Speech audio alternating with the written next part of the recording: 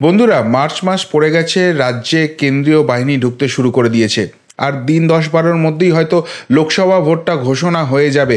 এবং তার থেকেও বড় কথা, এই 10-12 দিনের মধ্যে দুটি গুরুত্বপূর্ণ মামলা আছে, যাতে শাসক দলের বহু রাঘব বোয়ালের ভাগ্য নিয়ন্ত্রিত হয়ে যেতে পারে। আর তাই তাই কি এবার দৃষ্টি ঘোরানোর খেলা শুরু হয়ে গেল? আজকে সারাদিনের সবথেকে বড় দুটো ঘটনার দিকে যদি নজর রাখেন, তাহলেই বুঝতে পারবেন যে শাসক দলের মধ্যে কিন্তু এক অদ্ভুত ছটফটানি দেখা যাচ্ছে। একটা একটা কোথাও গিয়ে যেন আতঙ্ক গ্রাস করছে, এবং সাধারণ মানুষের দৃষ্টি মূল ঘটনা থেকে ঘুরিয়ে অন্যদিকে নিয়ে যাওয়ার চেষ্টা, একটা নতুন ইস্যু করার চেষ্টা, নন ইস্যুকে ইস্যু বানানোর চেষ্টা চলছে। আর এইখানেই রহস্যের মায়াজালটা বাড়ছে। কেননা আপনারা জানেন যে কোনো দল তারা যখন সরকারে থাকে, তাদের হাতে আইবি থাকে, গোয়েন্দা দপ্তর থাকে, যাদের কাছে কিন্তু আগাম বহু ইনপুট থাকে আগামী দিনে ঘটতে চলা বহু ঘটনার। আর তাই এই 10-12 দিনের মধ্যেই কি এমন কিছু ঘটবে যাতে যাতে উত্তাল হয়ে উঠবে বঙ্গ রাজনীতি, কার্যত রাজনৈতিক ভূমিকম্প দেখা যাবে। আর সেই জন্যই এই ছটফটানি। কোন দুটি বড় ঘটনা, কেন এত কথা বলছি, পুরোটা ব্যাখ্যা করব। শেষ অবধি শুনুন এই প্রতিবেদন। নমস্কার, প্রিয়বন্ধু মিডিয়ায় আপনাদের স্বাগত, এবং আপনারা দেখছেন প্রিয়বন্ধু বাংলা, সত্যের সন্ধানে সর্বদা আমি শুদ্ধশীল। বন্ধুরা, অবশ্যই যে কথা বলছিলাম সেটা তো ব্যাখ্যা করবোই, কিন্তু তার আগে ছোট্ট করে আপনাদের জানিয়ে রাখি, আমাদের হিন্দি চ্যানেল কিন্তু লঞ্চ করে গেছে, প্রিয়বন্ধু ভারত। আপনারা যদি ইউটিউব চ্যানেলে যান এবং সেখানে @প্রিয় বন্ধু ভারত সার্চ করেন, তাহলেই কিন্তু আমাদের হিন্দি চ্যানেল পেয়ে যাবেন। এবং সেখানে আমরা বাংলার বিভিন্ন রকম অ্যানালিসিস নিয়ে আসার চেষ্টা করছি। আমাদের এই নতুন প্রয়াস কেমন লাগছে, কোথায় ভুল ত্রুটি হচ্ছে, অবশ্যই কিন্তু আপনারা দেখবেন এবং আপনাদের মতো করে মতামত দিয়ে আমাদের এগিয়ে যেতে সাহায্য করবেন। এই চ্যানেলের লিঙ্ক আমাদের ডেসক্রিপশন বক্সেও দেওয়া আছে, সেখান থেকে গিয়েও কিন্তু আমাদের এই হিন্দি চ্যানেলটি দেখতে পারেন। যাই হোক বন্ধুরা, যে কথাটা বলছিলাম, যে আজকে সারা দিনের যদি ঘটনা আপনারা দেখেন, ভালো করে লক্ষ্য করেন, তাহলে বলুন তো আজকে সবথেকে বড় ঘটনা কোনটা? প্রধানমন্ত্রী নরেন্দ্র মোদীজি আরামবাগে এসেছিলেন মিটিং করতে? না, তার থেকেও বড় ঘটনা ঘটেছে। প্রথম যে ঘটনাটা বলবো, অবশ্যই সেটা শুনে আপনারা নাক সিটকাবেন, কিন্তু দেখুন, আমরা তো রাজনৈতিক পরিস্থিতি আলোচনা করছি, সুতরাং সমস্ত ঘটনাকেই আমাদের ব্যাখ্যা করার, সেটার গভীরে গিয়ে ভাবার দরকার আছে।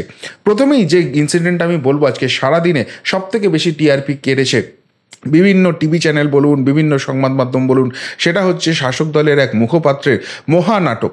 দিনভর ধরে সেই নাটকটা চলল। প্রথম আমরা শুনলাম যে তার সোশ্যাল মিডিয়া থেকে তার রাজনৈতিক পরিচয় ইত্যাদি সব সরিয়ে দেওয়া হয়েছে, তারপর তার মোবাইল ফোন বন্ধ, এবং শেষে দেখা গেল যে সংবাদ মাধ্যমের সামনে তিনি এলেন এবং এসে দলেরই এক নেতা সম্বন্ধে বিস্ফোরক কথা বললেন। এবং এই সমস্ত কিছু দেখে বিভিন্ন সম্ভাবনার কথা ক্রমশ উজ্জ্বল হয়ে আসছে।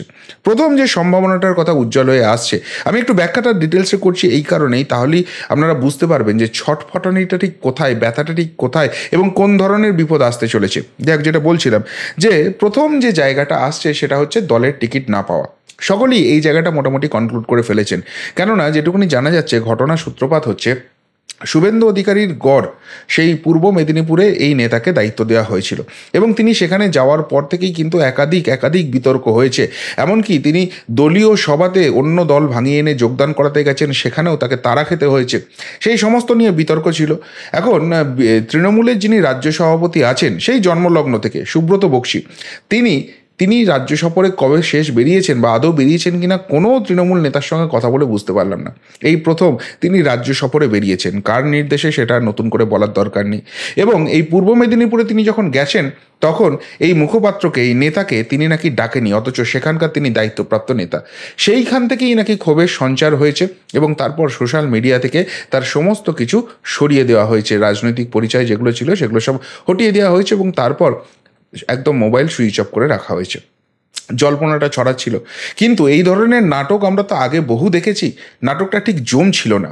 তাই আমরা হঠাৎ করে দেখলাম যে সন্ধ্যের দিকে তিনি উদয় হয়ে গেলেন, এবং সন্ধ্যের দিকে উদয় হয়ে একদম সংবাদ মাধ্যমের সামনে তিনি বিবৃতি দেওয়া শুরু করলেন।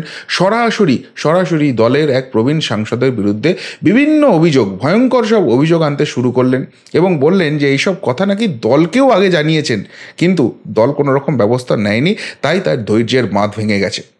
আচ্ছা, এটা কি সত্যিই সম্ভব? একটা কথা বলুন তো, শাসক দলের এমন একটিও নেতা বা নেত্রী বা কর্মী রয়েছে যারা শাসক দলের গাইডলাইন যেটা বেঁধে দেওয়া আছে, শীর্ষ মহলকে তুষ্ট করে চলা, তার বাইরে চলতে পারে, চলার সাহস দেখায়? যারা চলতে চেয়েছে তাদের সঙ্গে এই রাজ্যে ঠিক কী হয়েছে সকলেই সেটা জানে। এই যে মহাবিদ্রোহী আজকে বিদ্রোহ করেছেন, তার সঙ্গেও কি ঘটনা ঘটেছিল, পুলিশ কিভাবে টিন চাপড়ে ছিল, সে সকলই মনে আছে, সকল কথা। এখন এই ধরনের নবীন প্রবীণ দ্বন্দ্ব আমরা আগে দেখেছিলাম। কখনো সৌগত রায় মদন মিত্রের মধ্যে লাগিয়ে দেওয়া হয়েছে, তখনও তাপস রায় সুদীপ ব্যানার্জির মধ্যে লাগিয়ে দেওয়া হয়েছে। এখন তাপস রায়ের বাড়িতে ইডিটিডি হানা হয়েছিল, তো সেই জায়গা থেকে তাপস রায় কি আর প্রকাশ্যে মুখ খুলতে চাইছেন না, এই ধরনের নাটকের পাঠ হতে চাইছেন না, সেই জন্য নতুন করে এনাকে নাটকে অবতীর্ণ হতে হয়েছে। আবার সন্ধ্যের দিকে শুনলাম যে একা এনাকে দিয়ে ঠিক নাটকটা জমছিল না, তাপস রায়কেও মঞ্চে আবির্ভূত হতে হয়েছে। তিনিও নাকি সেই সাংসদের বিরুদ্ধে বিভিন্ন রকম কথাবার্তা বলছেন। আচ্ছা, এবার এখানে একটা কথা, দলের টিকিট পাওয়া না পাওয়া এই নিয়ে বিদ্রোহ করে আদৌ কোনো লাভ হবে? অন্য দল থেকে কোনো সিগন্যাল আসবে? নাকি কালকে শুভেন্দু অধিকারী যে কথাটা বলেছিলেন 7 তারিখে একটা মেগা জয়েনিং আছে, তার ফলে রাজ্য রাজনীতিতে একটা দারুণ রকমের জল্পনা তৈরি হয়েছে, সেই জল্পনাতে আরও ধুঁয়ো নদীতে যে দেখো আমি সিগন্যাল দিচ্ছি, সেই রকম কোনো বার্তা ছড়ানোর চেষ্টা করা হচ্ছে? প্রশ্নগুলো উঠছে। এবং সবথেকেও যে বড় প্রশ্নটা উঠছে যে সেটা হচ্ছে নাটক করে কি মূল ইস্যু থেকে ঘুরিয়ে দেওয়া হচ্ছে? এটা আরও ব্যাখ্যা করার আগে 2 নম্বর যে মেগা পয়েন্টার কথা আমি বলবো সেটা হচ্ছে যে দিদি মোদি মিটিং। আজকে হঠাৎ করে রাজভবনে প্রধানমন্ত্রী আজকে রাত্রিবাস করবেন, আপনারা জানেন, আরামবাগের সভা সেরে সেখানে তিনি এসছেন, সেখানে দিদি চলে গেলেন এবং সেই মিটিংটা হলো। এখন এই মিটিংটা হওয়ার পর রাজ্য রাজনীতিতে সবথেকে বেশি যেটা চর্চা হচ্ছে, যেটা ঘোষিত চর্চিত বিষয় হয়ে যাচ্ছে, সেটা হচ্ছে তাহলে কি কোনো সেটিং হয়ে গেল? কেউ বলছেন পা ধরতে গিয়েছিলেন, কেউ বলছেন না এটা কার্টেসি মিটিং ছিল। আচ্ছা, আগে তো এরকম বহু বহু জায়গা হয়েছে যেখানে প্রধানমন্ত্রীর সামনে যখন বৈঠক হচ্ছে তার উপস্থিতি বাধ্যতামূলক ছিল, ইগনোর করে গেছেন। সেই কলাইকুণ্ডলার ঘটনা কেউ ভুলে গেছে? কিন্তু আজকে হঠাৎ করে এখানে যেতে হলো কেন? কেননা এখানে যাওয়া মানেই যে জিনিসটা শাসক দল চাইছে সেটাই তো হবে। এই সেটিং হচ্ছে, এই যে বৈঠকটা হলো, দলীয় কর্মীরা হতবল হয়ে যাবে, মনোবল ভেঙে যাবে। এবং সবথেকে বড় কথা, এই দুটো ঘটনা নিয়ে ঘন্টার পর ঘন্টা, ঘন্টা কানে ঘন্টা দেড়েক, ঘন্টা দুয়েক, ঘন্টা দশেক আলোচনা টিভির পর্দায় চলতে থাকবে। সমস্ত মিডিয়া সন্দেশখালি ভুলে এই নিয়ে আলোচনা করবে। সমস্ত মিডিয়া জন্য যে মামলা দুটি রয়েছে, যে মামলায় এই রাজ্যের বহু প্রভাবশালীর ভাগ্য নিয়ন্ত্রিত হবে, সেই সমস্ত কিছু নিয়ে আলোচনা থেকে দৃষ্টি ঘুরিয়ে নিতেই কি এই ধরনের ঘটনা ঘটানো হলো? এই দুটো ঘটনা খুব ভালো করে দেখুন, এটা কি খুব কনসিয়াসলি করা হলো? আজকে প্রধানমন্ত্রী এসছেন, মিটিং হয়ে সেই মিটিংয়ে গিয়ে কি লাভটা হয়েছে? রাজ্যের পাওনাগণ্ডা সমস্ত ক্লিয়ার হয়ে যাবে? রাজ্যের পাওনাগণ্ডা যে ক্লিয়ার হবে না এটা তো সকলেই জানে, কেননা সেখানে চুরি হয়েছে, সেখানে কোনো রকম হিসেব দেওয়া হয়নি। কেন্দ্র তো বহু আগে স্টান্স ক্লিয়ার করে দিয়েছে, তাই রাজভবনে এরকম একটা বৈঠক হলো আর সমস্ত রাজ্যের টাকা ক্লিয়ার হতে শুরু হবে, এমন তো হতে পারে না। কেউ কেউ বলছেন এটা কার্টেসি মিটিং। এই কার্টেসি আগে কেউ কোনো দিন দেখিয়েছে? যেখানে কার্টেসি দেখানোর কথা সেখানে প্রধানমন্ত্রী সম্বন্ধে কী ধরনের শব্দবন্ধ ব্যবহার করা হয়েছে, এমনকি কুৎসিত অশ্লীল গালিগালাজ অব্দি দেওয়া হয়েছে, আর সেই জায়গা থেকে এখন কার্টেসি মিটিং করতে হচ্ছে। আসলে এই জল্পনাটা ছড়ানোর দরকার আছে।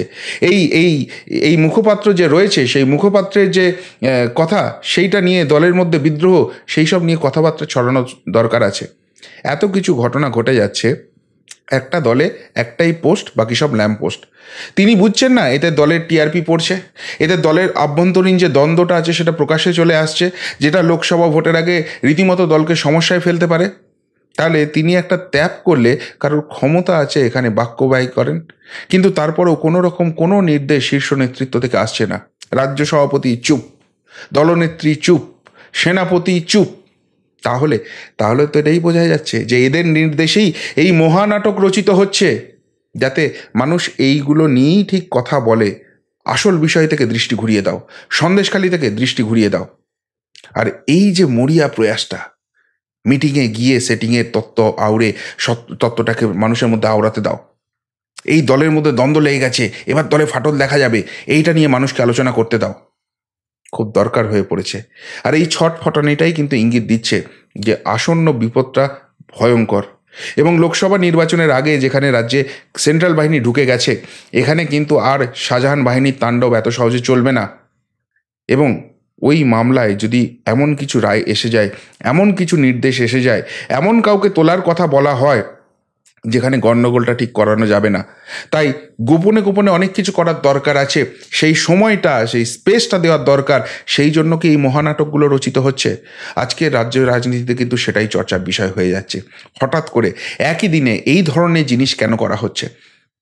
একে নরেন্দ্র মোদী এসে গেছেন, বিজেপির টিআরপি বাড়ছে, দুর্নীতি নিয়ে চাপ বাড়ছে, সন্দেশখালী ইস্যুতে গোটা বাংলার মা বোনেরা ফুঁসছেন, সেই সমস্ত কিছু থেকে দৃষ্টি ঘুরিয়ে দাও।